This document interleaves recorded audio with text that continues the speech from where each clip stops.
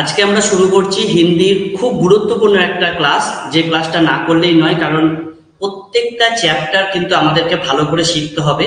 যেমনটা তোমাদের বলেছিলাম যে সংজ্ঞা, বিশেষণ, সর্বনাম, ক্রিয়া, ক্রিয়া বিশেষণ, প্রত্যেকটা চ্যাপ্টারকে আমাদেরকে ভালো করে শিখতে হবে। কেননা না এই চ্যাপ্টারগুলো থেকে আমাদের কিন্তু অশুদ্ধি আসে, মানে বিভিন্ন যে বাক্যগত অশুদ্ধিয়া, মানে বাক্যের কোথায় ভুল আছে বের করো, বা কোন বাক্যটা অশুদ্ধ বাক্য, কোন বাক্যটা শুদ্ধ বাক্য আমাদের বের করতে দেয়, সেটা কিন্তু এই চ্যাপ্টার গুলো ভালো করে না বুঝলে না পড়লে কিন্তু তুমি পারবে না। তো টার্গেট থাকবে আমাদের, যে দেখো হিন্দিতে সবাই 13, 14, 15, 16 তুলেই ফেলে, আমাদের টার্গেট থাকছে 19 থেকে 20, অর্থাৎ হয় 19 নয় 20, 18 এলেও অনেক চাপ হয়ে যাবে। তো সেইভাবে আমরা পড়াশোনা করব, সেই লেভেলের পড়বো, এবং প্রথম দিনই অর্থাৎ আজকেই তোমাদের কিন্তু সমস্তটাই এই চ্যাপ্টারে কভার করব। মানে এই চ্যাপ্টারের প্রথমে তোমাদের বাংলায় বোঝাবো, তারপর তোমাদের হিন্দিতে বোঝাবো, তারপরে এই চ্যাপ্টারে যে এমসিকিউ রয়েছে সেই কোশ্চেনগুলো অ্যান্সার করব, এবং শেষে অশুদ্ধিয়া নিয়েও আলোচনা করব।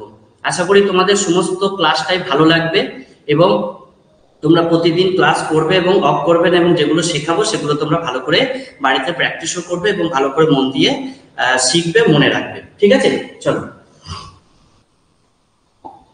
প্রথমেই দেখো কি দেওয়া আছে। প্রথমে দেওয়া আছে যে এই যে বিশেষ্য, বাংলায় আমরা এটাকে কি বলি? বিশেষ্য বলি, হিন্দিতে কি বলি? সংজ্ঞা, আর ইংরেজিতে কি বলি? নাউন। তাহলে এই নাউন, সংজ্ঞা ইয়া বিশেষ্য, এটা কি জিনিস, এটা আমাদের প্রথমে জানতে হবে। তো এটা যদি আমরা জানতে পারি, কারণ এর থেকেই শুরু সবকিছু, মানে মেন মাথা কিন্তু এখান থেকে, এর উপরেই ডিপেন্ড করে এরপরে বিশেষণ, সর্বনাম, ক্রিয়া, ক্রিয়া বিশেষণ, এগুলো সব আসবে। তো প্রথমে দেখো আমরা বিশেষ্য বাংলাটা একটু ভালো করে বুঝি, কারণ আমরা তো অনেকদিন ধরে বাংলা ব্যাকরণ নিয়ে চর্চা নেই। মাধ্যমিকের পরে তোমরা গ্র্যাজুয়েশন, উচ্চ মাধ্যমিক বা গ্র্যাজুয়েশন করার সময় এতটা খেয়াল করে নি, বা এগুলো অতটা মনেও নেই যে কি পড়েছো। সেই জন্য আমি বাংলাটা একটু যতটা ধারণা দেওয়া যায় দিয়ে দেবো, তারপর তোমাদের আবার হিন্দিতে শুরু করব। ঠিক আছে, চলো প্রথমে দেখো কি দেওয়া আছে, বিশেষ্য কি বলছে? বিশেষ্য বাংলা ব্যাকরণের একটি পদ। বিশেষ্য কি? বিশেষ্য বাংলা ব্যাকরণের একটি পদ। এবার আমরা জানি বাংলা ব্যাকরণের প্রত্যেকটা পদ কি বিশেষ্য পদ, বিশেষণ পদ, সর্বনাম পদ, অব্যয় পদ, এগুলো হচ্ছে পদ, তাই তো? তাহলে ব্যাকরণের একটি পদ হচ্ছে কি? বিশেষ্য। ঠিক আছে, এবার হচ্ছে সাধারণ বিচারে বাক্য মধ্যে ব্যবহৃত যে সমস্ত পদ দ্বারা কোনো ব্যক্তি, কোনো জাতি, কোনো সমষ্টি, বস্তু, স্থান, কাল, ভাব, কর্ম বা গুণের নাম বোঝানো হয়, তাদের কি বলে? বিশেষ্য বলে। তাহলে বিশেষ্যকে এক কথায় আমরা কি বলি?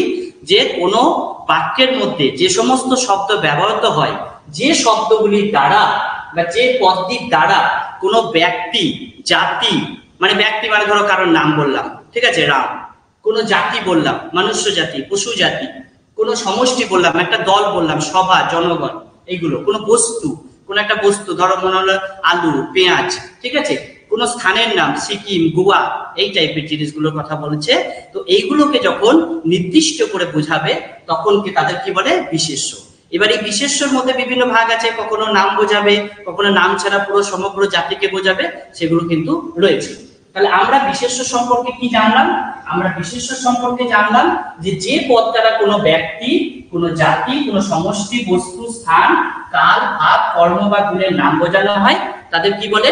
তাদেরকে বিশেষ্য পদ বলে। কোনো কিছু নামকে, সোজা সাপটা একদম এক কথায়, কোনো কিছু নামকে বিশেষ্য পদ বলে। কোনো নাম, ধরো রাম বললাম, শ্যাম বললাম, যদু বললাম, মধু বললাম, গঙ্গা বললাম, হিমালয় বললাম, যমুনা বললাম, কার্তিক বললাম, সমস্ত নামগুলো কি হচ্ছে? নাম মানে হচ্ছে বিশেষ্য। একে কি পদ বলে? সেই জন্য একে বলে নাম পদ। ঠিক আছে, এবার দেখো, এবার আমরা দেখো শ্রেণীবাচক কাকে বলে। শ্রেণী আর জাতি দুটি কিন্তু একই কথা। শ্রেণী কোন একটা শ্রেণীকে বা কোন একটা জাতিকে বোঝাচ্ছে, সেই জন্য একে কি বলে? শ্রেণীবাচক বিশেষ্য।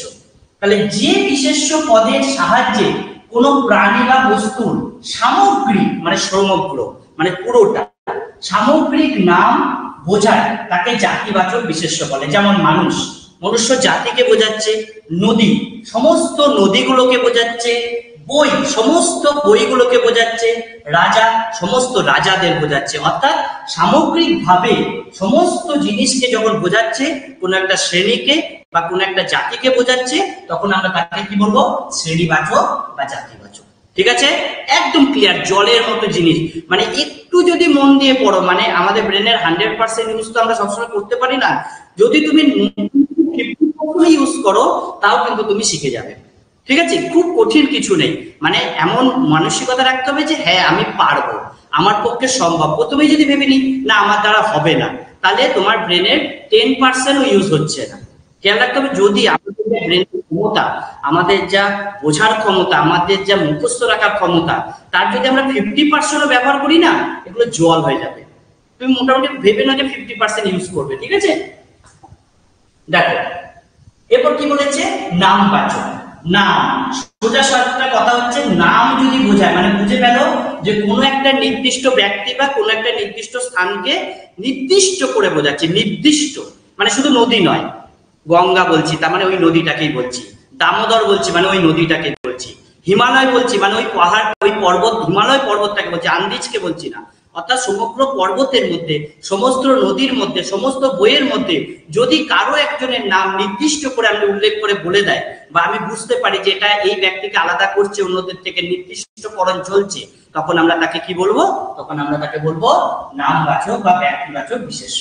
ঠিক আছে, যে সব বিশেষ্য পদ দ্বারা কোন নির্দিষ্ট, ভালো করে বুঝবে দেখো এই ভাষাটা, নির্দিষ্ট স্থান, নদী, পর্বত, সাগর, প্রসিদ্ধ গ্রন্থ, ব্যক্তির কি বোঝায়, নাম বোঝায়। কারণ নাম বোঝাই বলেই এই বিশেষ্যকে আমরা কি বলি, নামপদ বলি। ঠিক আছে, তাকে সংজ্ঞাবাচক, নামবাচক বা ব্যক্তিবাচক বলে। কি বলে, সংজ্ঞাবাচক, নামবাচক আর ব্যক্তিবাচক বিশেষ্য বলে। যেমন কলকাতা, একটা নাম নির্দিষ্টকরণ করছে, কোন শহরের কথা বলছে, কলকাতা। হিমালয়, হিমালয়ের কথা বলছে, মানে কোন পাহাড়ের পর্বতের কথা, হিমালয় পর্বত। কোন নদীর কথা, গঙ্গা নদী। কোন সাগরের কথা, আরব সাগর। কোন গ্রন্থের কথা, রামায়ণ গ্রন্থ। কোন ব্যক্তির কথা, রামের কথা, শ্যামের কথা। অর্থাৎ কোন নির্দিষ্টীকরণ যখনই চলে আসবে, তখনই কিন্তু আমরা তাকে কি বলতে পারবো, তাকে বলতে পারবো নামবাচক বা ব্যক্তিবাচক বিশেষ্য। ঠিক আছে, এরপর আমরা আসবো কি, বস্তুবাচক বা দ্রব্য। বস্তু তোমাদের একটু আগে বললাম, চাল ডাল আলু। ঠিক আছে, বস্তুবাচক, যে বিশেষ্য পদের সাহায্যে কোনো বস্তু বোঝায় যার সংখ্যা নির্দেশ করা যায় না। ভালো করে বুঝবে, সংখ্যাটা তুমি নির্দেশ করতে পারবে না, অর্থাৎ তাকে তুমি গণনার মধ্যে আনতে পারবে না, তাকে আমরা কি বলবো, বস্তুবাচক বিশেষ্য বলবো। কি বাচক বলবো, বস্তু। ঠিক আছে, দ্রব্য বা বস্তু। যেমন চাল, ডাল, লবণ, বালি। তুমি কি এদেরকে গুনতে পারবে, গুনতে পারবে না। এদেরকে কি করা হবে, পরিমাপ করা হবে, অর্থাৎ ওজন করা হবে। সেই ওজনের মধ্যে এই যে শুধু পরিমাণ নির্দেশ করা যায়, কিন্তু তুমি গণনা করতে পারবে না, তাহলে এই দ্রব্যগুলো কি হয়ে যাবে, এগুলো বস্তুবাচক বা কি বলে, দ্রব্যবাচক বিশেষ্য বলে। ঠিক আছে, চলো সমষ্টিবাচক, মানে একটি দল থাকবে। সমষ্টি, যে বিশেষ্য পদে সমষ্টি বোঝায়, সমষ্টি মানে তো জানি আমরা কি, যোগ, তাকে সমষ্টিবাচক বিশেষ্য বলে। যেমন কমিটি, জনতা, সমিতি, মিছিল, সভা, দল, সমস্ত কিছু দেখো একটা ভিড় মনে হচ্ছে, অর্থাৎ একটা ভিড় বা অনেক কিছু একসঙ্গে থাকাটাকে আমরা কি বলছি, সমষ্টিবাচক বিশেষ্য বলছি। মেন যে পয়েন্ট, আমরা বিশেষ্য থেকে কি কি পেলাম, তাহলে আমরা জাতিবাচক বা শ্রেণীবাচক পেলাম, সংজ্ঞাবাচক, নামবাচক বা ব্যক্তিবাচক পেলাম, আমরা দ্রব্যবাচক পেলাম, আমরা সমষ্টিবাচক পেলাম। এবার যে মেন পয়েন্ট, হিন্দিতে কিন্তু তিনটে ভাগ, কারণ জাতিবাচক পাবো, ব্যক্তিবাচক যেটা আছে সেটা পাবো, আর পাবো ভাববাচক, যেটা হচ্ছে এইখানে দেওয়া আছে। খুব ইম্পর্টেন্ট পার্ট ভাববাচকটা, এখান থেকেই তোমাদের কোশ্চেন রয়েছে অনেক। যে বিশেষ্য পদে কোনো ক্রিয়ার ভাব, অর্থাৎ কোনো কিছু কাজ করা বোঝাচ্ছে, কি বোঝাচ্ছে, কাজ করা, কাজের ভাব প্রকাশিত হয়, তাকে ভাববাচক বিশেষ্য বলে। যেমন গমন, মানে যাওয়ার ভাব বোঝাচ্ছে, কেউ যাচ্ছে, গমন করা। দর্শন, দেখার কাজ বোঝাচ্ছে। ভোজন, খাওয়ার কাজ বোঝাচ্ছে। আনন্দ, মনে উৎফুল্ল ভাব বোঝাচ্ছে। বেদনা, কষ্টের ভাব বোঝাচ্ছে। ক্রোধ, রাগের ভাব বোঝাচ্ছে। শয়ন, দেখা, শোনা প্রভৃতি, এদেরকে আমরা কি বলি, ভাববাচক বিশেষ্য বলি। অর্থাৎ মোদ্দা কথা, ভাববাচক হচ্ছে অনুভব করা, ফিল করা। যদি তুমি ফিল করতে পারো, তাহলে সেটা কিসে চলে আসবে, ভাব চলে আসবে। আচ্ছা, এখানে একটা শর্টকাট বোঝার জন্য দিয়েছে যে ভাববাচক শব্দের শেষে আ অথবা কি হয়, অন হয়। যেমন এই যে বলেছে, আ মানে কি, দেখা, শোনা, বেদনা, আ আছে। অন কি, এই যে শয়ন, ভোজন, গমন, দর্শন, অন আছে না। এগুলো বাংলার একটা শর্টকাট, এগুলো দিয়েছে যে এগুলো এই শব্দগুলো যেখানে শেষে থাকে সেগুলো কি হয়, ভাববাচক বিশেষ্যের মধ্যে পড়ে। ঠিক আছে, চলো এবার দেখো যেটা রয়েছে এই গুণবাচকটা, এই গুণবাচকের কিন্তু আলাদা কোনো পার্ট নেই হিন্দিতে, বাংলাতেই রয়েছে গুণবাচকটা। এই গুণবাচকও কিন্তু ভাবের মধ্যেই ঢুকে পড়ে। কেন বলতো, এই যে সুখ দুঃখ দয়া মায়া এগুলো তো অনুভব করার জিনিস, তো যেগুলো অনুভব করার জিনিস হবে সেগুলো সবটাই কিসে চলে যাবে, ভাববাচকে চলে যাবে। অহংকার সৌন্দর্য, যে বিশেষ্য পদে কোনো গুণ অবস্থা ভাবের নাম বোঝায় তাকে কি বলে, গুণবাচক। অর্থাৎ গুণ, তোমার দোষ গুণ, তোমার অবস্থা, তোমার ভাব এগুলো বোঝাচ্ছে। সুখ দুঃখ কষ্ট মায়া প্রেম মধুরতা তিক্ততা এগুলো সমস্ত কি একটা মানুষের ভাব বা তার অবস্থা বা তার শারীরিক যে পরিস্থিতি চলছে এখন সেইটাকে বোঝায়, অনুভব করা বোঝায়। ধরো দেখা গেল যে মাথাটা যন্ত্রণা করছে, অর্থাৎ মাথাটা দপদপ করছে, তুমি বুঝতে পারছো তার এটা ভাব, যন্ত্রণাটা।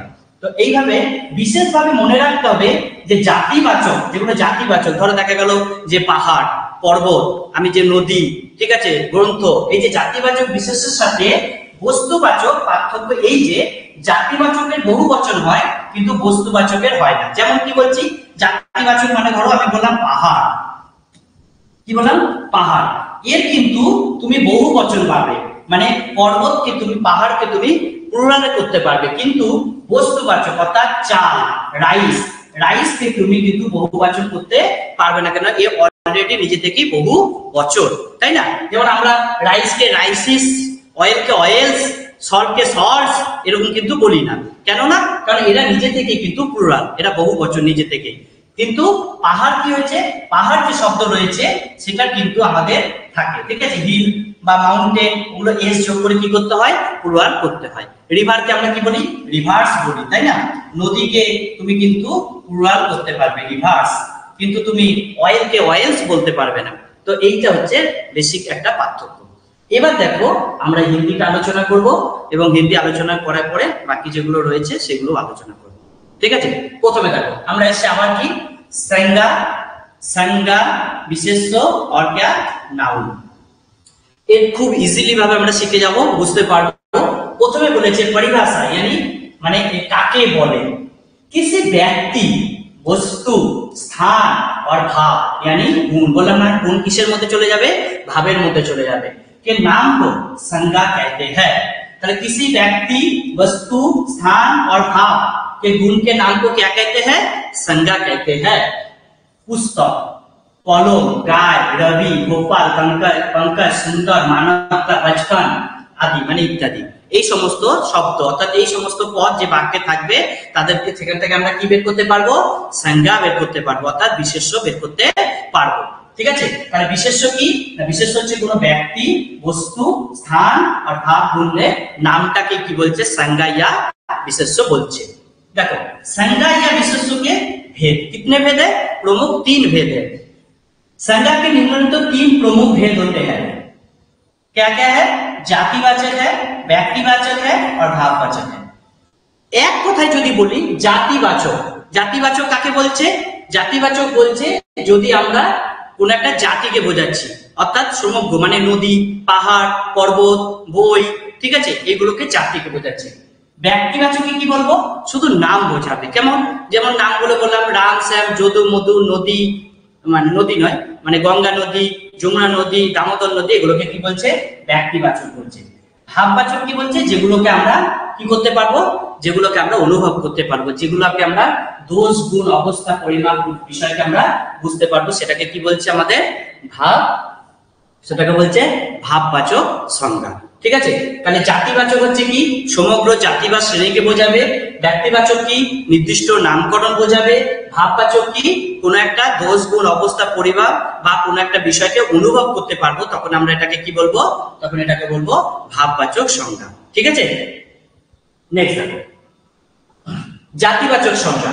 জাতি মানে আমার বলে দিচ্ছি, তাকে একই জিনিস বারবার আসছে, মানে বারবার আসলে এমন নয়, বাংলাটা বলেছি হিন্দিটা বলছি ওই জন্য দেখবে আরো বেশি মনে থাকবে, তো সেই জন্য এটাকে বারবার আমরা যদি রিপিট করি তাহলে কিন্তু আরো বেশি মনে রাখতে পারবো।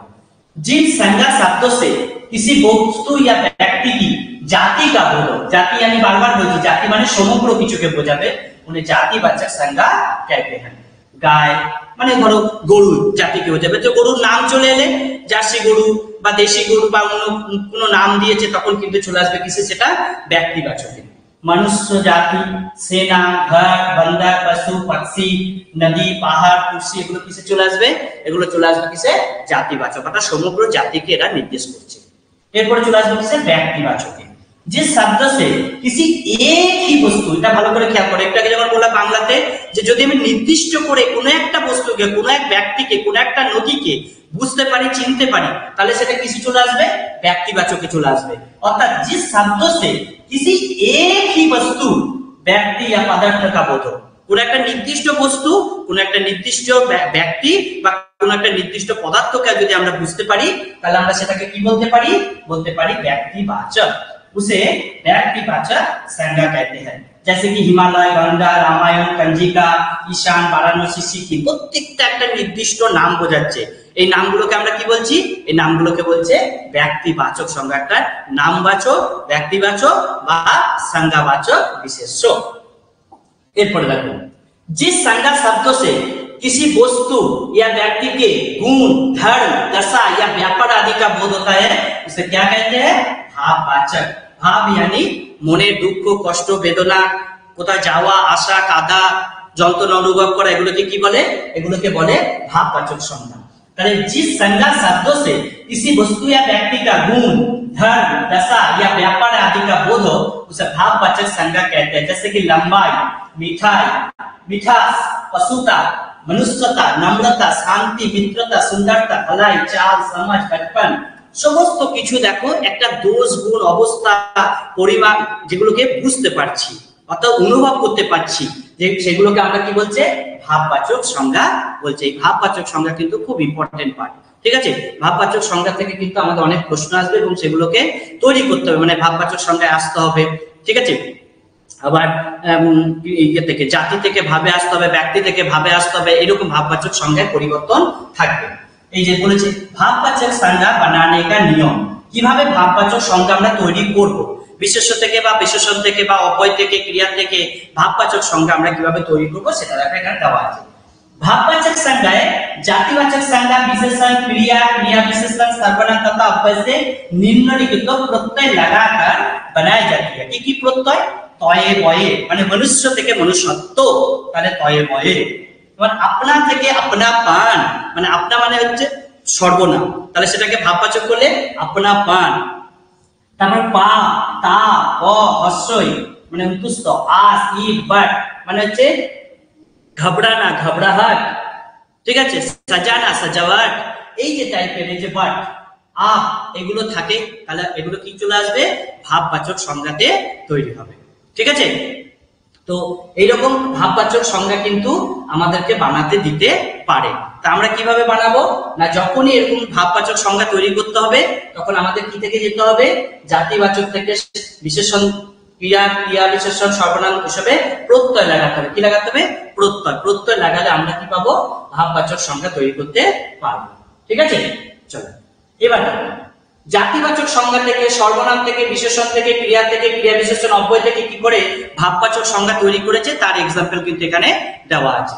তার প্রথমে দিয়েছে যে জাতিবাচক সংজ্ঞা, গান্ধী। গান্ধী কিন্তু একটা জাতি। কেন বলছে গান্ধী, মানে গান্ধী মানে কিন্তু এখানে গান্ধী যে মহাত্মা গান্ধী তার কথা বলছে না, গান্ধী হচ্ছে গান্ধী সারনেম যাদের রয়েছে তাদের বলাচ্ছে। ওই গান্ধী থেকে আমরা চলে এলাম গান্ধী পান, অর্থাৎ গান্ধীগিরি, অর্থাৎ গান্ধীর যে আদর্শ সেইখানে চলে এলাম। অর্থাৎ এই গান্ধী পানটাকে আমাদের অনুভব করতে হবে বা বিষয়টাকে বুঝতে হবে। মিত্র, বন্ধুত্ব থেকে বন্ধুত্বতা, ঠিক আছে, বন্ধু থেকে বন্ধুকে দেখা যায় কিন্তু বন্ধুত্বটা অনুভব করতে হয়, তাদের মধ্যে কতটা মানে ঘনিষ্ঠ বন্ধুত্ব রয়েছে সেইটা। লড়কা, দেখতে পাও, লড়ক পান মানে হচ্ছে, মানে লড়কা মানে হচ্ছে ছেলে, আর লড়ক পান মানে হচ্ছে ছেলে মানুষই। ছেলে মানুষই কিন্তু তুমি দেখতে পাবে না, সেটাকে তোমাকে দেখতে পাবে না, মানে তোমাকে অনুভব করতে হবে যে ওর মধ্যে সেই গুণটা রয়েছে, অর্থাৎ গুণ। মোদ্দা কথা হচ্ছে ভাব হচ্ছে এক প্রকার টাইপ অফ গুণ, গুণটাকে বুঝতে হবে তোমাকে। মনুষ্য থেকে কি, মনুষ্যত্ব। বুড়া থেকে কি, বুড়াপা, মানে আমরা বুড়া আদমিকে দেখতে পাই কিন্তু তার বুড়াপাটাকে কি করতে হয়, অনুভব করতে হয়, বুঝতে হয়। সর্বনাম থেকে কি হবে, সর্বনাম থেকে হবে নিজ। নিজ হচ্ছে আমাদের উত্তম পুরুষের সর্বনাম, এই সর্বনাম থেকে কি হবে, নিজস্ব। মম, মম থেকে মমত্ব, আপনা থেকে আপনাপন, আপনা হচ্ছে আমাদের নিজস্বতা, ঠিক আছে। এখানে এগুলো কি, এগুলো সর্বনাম, কেন না এগুলো কোনো নামের পরিবর্তে ব্যবহার হয়। বিশেষণ থেকে, বিশেষণ কি, দোষ গুণ অবস্থা, এগুলোকে আমরা যদি অনুভব করার জায়গায় নিয়ে চলে আসি তাহলে কিন্তু ভাবে ঢুকে যাবে। মিঠা, মিঠা মানে কি মিষ্টি, মিষ্টি জিনিস আমরা গুণ একটার মধ্যে পড়ে, রসগোল্লা মিষ্টি, এটা মিষ্টি ওটা মিষ্টি, এগুলো কিসের মধ্যে পড়ে, গুণের মধ্যে। কিন্তু মিঠা থেকে কি, মিঠাস্তা। গরম থেকে কি, গরমি। सर्द মানে ঠান্ডা থেকে ঠান্ডা মানে অনুভব, শীতলতা। सर्द মানে হচ্ছে শীত, শীতলতা, ঠিক আছে। চতুর থেকে চতুরাই, নরম থেকে নরমি, সুন্দর থেকে সুন্দরতা, দুর্বল থেকে দুর্বলতা। অর্থাৎ এগুলো বিশেষণ থেকে কোথায় গেলে যাচ্ছে, আমরা ভাববাচক সংজ্ঞাতে যাচ্ছি। ক্রিয়া, কাজ বোঝাবে। লড়না এটা ক্রিয়া, কিন্তু লড়াই হচ্ছে ভাববাচক। লড়না থেকে কি হবে, লড়াই। মারনা থেকে মার, সাজানা থেকে সাজাवट, ঘবরানা থেকে ঘবরাহট, এগুলো বহনা থেকে বহা, দৌড়না থেকে দৌড়, চড়না থেকে চড়াই, ঠিক আছে। এগুলো হচ্ছে কিসে, এগুলো হচ্ছে ক্রিয়া থেকে ভাববাচকে, মানে ক্রিয়া মানে হচ্ছে লড়াই করা। এই যে লড়না, সেটাকে থেকে কি লড়াই চলে গেল। মারনা মারছে, মারনা থেকে মার। ক্রিয়া বিশেষণ, অর্থাৎ ক্রিয়াটা কিভাবে ঘটছে তার বিশেষণ করছে, বিশেষিত করছে, তাকে বলছে ক্রিয়া বিশেষণ। অর্থাৎ কেউ দৌড়াচ্ছে, খুব দৌড়াচ্ছে, তাহলে দৌড়াচ্ছে কিন্তু তেজ দৌড়াচ্ছে, তেজটা হচ্ছে ক্রিয়া বিশেষণ। এই ক্রিয়া বিশেষণ থেকে আমরা ভাববাচকে কিসে যাব, কিভাবে যাব, তেজিতে যাব। কিসে যাব, তেজিতে। তারপর দূর থেকে দূরী, নিকট থেকে নিকটতা, এগুলো কিসে হচ্ছে, ক্রিয়া বিশেষণের উদাহরণ হচ্ছে। এবার দেখো অব্যয় থেকে, পরস্পর, পারস্পর্য। অব্যয় কাকে বলে, অব্যয় হচ্ছে দুজনের মধ্যে সম্পর্ক রাখবে, নিকটতা বোঝাবে, কাছাকাছি বোঝাবে, দুটো বাক্যকে এক জায়গায় জুড়ে দেবে, এটাকে বলে অব্যয়। যেমন আমরা দ্বন্দ্ব সমাসে পেরেছি না, যে পাপ ও পুণ্য, পাপ পুণ্য, পাপ আর পুণ্যকে এক জায়গায় জুড়ে রেখেছে কে, ও হচ্ছে একটা সংযোজক অব্যয়। এইরকম অব্যয় কাকে বলে, যে দুজনকে জুড়ে দিচ্ছে, সেটা হচ্ছে পরস্পর। পরস্পর তোমরা মারামারি করিও না, তাহলে এটা সংযোজক অব্যয়। পরস্পরটাকে যদি ভাববাচকে নিয়ে যায় তাহলে কিসে চলে আসবে, পারস্পর্য। সমীপ মানে কাছে, তার মানে তোমার দূরত্ব কমাচ্ছে, সমীপ্য।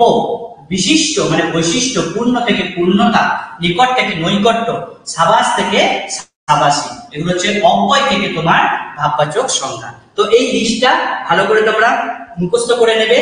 জাতিবাচক থেকে আমরা ভাববাচকে এলাম, সর্বনাম থেকে ভাববাচকে আছি, বিশেষণ থেকে ভাববাচকে, ক্রিয়া থেকে ভাববাচক এবং ক্রিয়া বিশেষণ এবং অব্যয় থেকে আমরা ভাববাচকে যেতে পারছি। এবং এটা কিন্তু তোমাদের এক্সাম মানে এমসিকিউ কোশ্চেনে কিন্তু থাকবে, এখান থেকে কোশ্চেন থাকবে 100%, এখান থেকে এমসিকিউ কোশ্চেন তোমাদের থাকবে, ঠিক আছে। চলো এবার দেখো আমরা এটাকে একটুখানি ডিটেলস আরেকবার বুঝে নিই, তারপর আমরা এমসিকিউ কোশ্চেনে যাব। প্রথমে দেখো সংজ্ঞা, সংজ্ঞা মানে কি, বিশেষ্য। বিশেষ্য কত প্রকার, 3 প্রকার, জাতিবাচক, ব্যক্তিবাচক, ভাববাচক। জাতি কাকে বলছে, নদী, পাহাড়, পর্বত, ঠিক আছে, গ্রন্থ। আচ্ছা, ব্যক্তিবাচক নাম বোঝাচ্ছে, হিমালয়, ঠিক আছে, অযোধ্যা, দামোদর, অজয়, গঙ্গা। ভাববাচক কি, এটা হচ্ছে দোষ গুণ অবস্থা পরিভাবকে যেটা আমরা অনুভব করতে পারবো, সেটাকে বলছে ভাববাচক। দ্রব্যবাচক কি, যেটা আমরা পরিমাপ করতে পারবো। পরিমাপ করতে পারবো বলতে মানে ওজন করতে পারবো, গুনতে পারবো না, সেটা হচ্ছে দ্রব্যবাচক, চাল ডাল তেল নুন। সমূহবাচক মানে হচ্ছে ভিড়। সমূহবাচকটা কি, ভিড়, কোন একটা দল, সভা, জনগণ, ঠিক আছে, কোথাও একটা মব চলছে, সেটাকে কি বলছে, সমূহবাচক। সেনা, পক্ষ, ট্যাক্স, এগুলো। এবার দেখো এই যে পয়েন্ট আমি তোমাদের দেখাবো, জাতিবাচক থেকে ব্যক্তিবাচকে কি করে কনভার্ট হয়, ব্যক্তিবাচক থেকে ভাববাচকে কি করে কনভার্ট হয়, এই বিষয়গুলো কিন্তু একটুখানি বুঝে নিতে হবে। কখনো এক্সাম্পল দিতে পারে, যেখানে জাতিবাচক থেকে ব্যক্তিবাচকের একটা উদাহরণ দাও। জাতি, যে মানে জাতিতে কাজ করছিল, অর্থাৎ সমগ্র জাতিতে যে কাজ করছিল, সে এখন ব্যক্তি হিসেবে কিন্তু পরিচিতি লাভ করেছে। এখানে কি বলছে, যে গান্ধী को রাষ্ট্রপিতা कहा जाता है। দেখো এখন গান্ধী একটা সারনেম, বিভিন্ন গান্ধী আছে, রাহুল গান্ধী, সোনিয়া গান্ধী, মহাত্মা গান্ধী, আরো অনেক গান্ধী রয়েছে। তাহলে গান্ধীটা তাদের সারনেম, তাহলে সারনেম হচ্ছে একটা জাতি, মন্ডল একটা জাতি, বিশ্বাস একটা জাতি, সরকার একটা জাতি। তাহলে এই জাতিটাকে যখন নির্দিষ্টকরণ করছে, তখন আমরা কি করছি, এটাকে তখন আমরা এটাকে করছি যে ব্যক্তিবাচকে চলে যাচ্ছে, কিসে, ব্যক্তি। কারণ এখানে যে গান্ধী को রাষ্ট্রপিতা कहा जाता है, এই গান্ধী কি গান্ধী, এই গান্ধী হচ্ছে মহাত্মা গান্ধী। অর্থাৎ একজন ব্যক্তিকে নির্দিষ্টকরণ করে এটা করতে পারছে, এটাকে নির্দিষ্টকরণ করেছে, সেজন্য কি বলছে, যে জাতিবাচক গান্ধী সারনেম ছিল, সে ব্যক্তিবাচক মহাত্মা গান্ধী হিসেবে এখানে ব্যবহৃত হলো। তারপর দেখো ব্যক্তিবাচক থেকে জাতিবাচক, মানে আগেটা বললাম জাতি থেকে ব্যক্তি, বা ব্যক্তি থেকে জাতি। কি রকম না, আশপাশ রাবণ কি কমি নেই। রাবণ কি, রাবণ কি একজনের নাম, কার নাম, যার 10টা মাথা রয়েছে সেই রাবণ। কিন্তু এখানে ব্যবহার করেছে কি, এখানে ব্যবহার করেছে সমস্ত খারাপ মানুষদেরকে, অর্থাৎ আশপাশ রাবণ কি কমি নেই, অর্থাৎ এই রাবণকে নির্দেশ করছে সমগ্র খারাপ মানুষগুলোকে। তাহলে সমগ্র বা সামগ্রিক যদি বোঝায় তাহলে সে একটা জাতিতে চলে যাবে, একটা নাম থেকে কোথায় ঢুকে গেল, জাতিতে। সেই জন্য এটাকে বলছে ব্যক্তিবাচক থেকে জাতিবাচক। ছিল ব্যক্তি, रावण शुद्ध ছিল, কিন্তু आसपास रावण की संख्या कमी नहीं है। मतलब क्या है, मतलब है कि आसपास অনেক সারে রাবণ है, মানে অনেক রাবণ আছে। তাহলে সেটা কোথায় চলে যাচ্ছে, অনেক যেখানে যাবে সেটা তো জাতিতে যাবে। এরপর আসছে কিসে, ভাববাচক। ভাববাচক থেকে জাতিবাচক। তাহলে আমরা দেখো প্রথমে পেলাম জাতি থেকে ব্যক্তি, ব্যক্তি থেকে জাতি, এবার আসছে ভাব থেকে জাতি, অর্থাৎ যেটা ভাবে ছিল সেটা জাতিতে চলে আসছে, অর্থাৎ সামগ্রিক বিষয়কে বোঝানোর চেষ্টা করছে। বুড়াইও को त्याग करो, বুড়াই হলে অনেক বুড়াইও, মানে তোমার কাছে একটা খারাপ গুণ নেই, অনেকগুলো খারাপ গুণকে তোমাকে কি করতে বলেছে, ত্যাগ করতে বলেছে। তো অনেকগুলো খারাপ গুণকে ত্যাগ করানোর জন্য ভাববাচককে কিসে বলে দিচ্ছে, জাতিতে। মনুষ্যতাও সে বিহীন হ্যাঁ, মনুষ্যতাও মানে হচ্ছে তার অনেক গুণ, মনুষ্যতা, মমতা, মায়া, কান্না, দুঃখ, বেদনা এগুলোতে বিহীন, মানে এগুলো তাদের মধ্যে আর নেই। তার মানে এগুলো অনেকগুলো, অর্থাৎ সামগ্রিক কিছু গুণগুলোকে বোঝানোর চেষ্টা করছে কি দিয়ে, ভাব দিয়ে। কারণ মনুষ্যতা কিন্তু ভাববাচক, মনুষ্যতাও মানে অনেক কিছুকে একসঙ্গে জুড়ে দিয়ে সেটাকে কিসে করছে, জাতিবাচকে নিয়ে যাচ্ছে। ঠিক আছে, জাতিবাচকে মানে আমরা ভাববাচক থেকে জাতিবাচকে নিয়ে যেতে পারি। ঠিক আছে, তাহলে বিশেষ্য সম্পর্কে যেটা ধারণার জ্ঞান, এটা কিন্তু মানে তোমাদের প্রথমে বাংলায় করালাম, তারপরে হিন্দিতে, তারপরে তার বিভিন্ন এক্সাম্পল গুলো নিয়ে আজকের ক্লাসটা করালাম।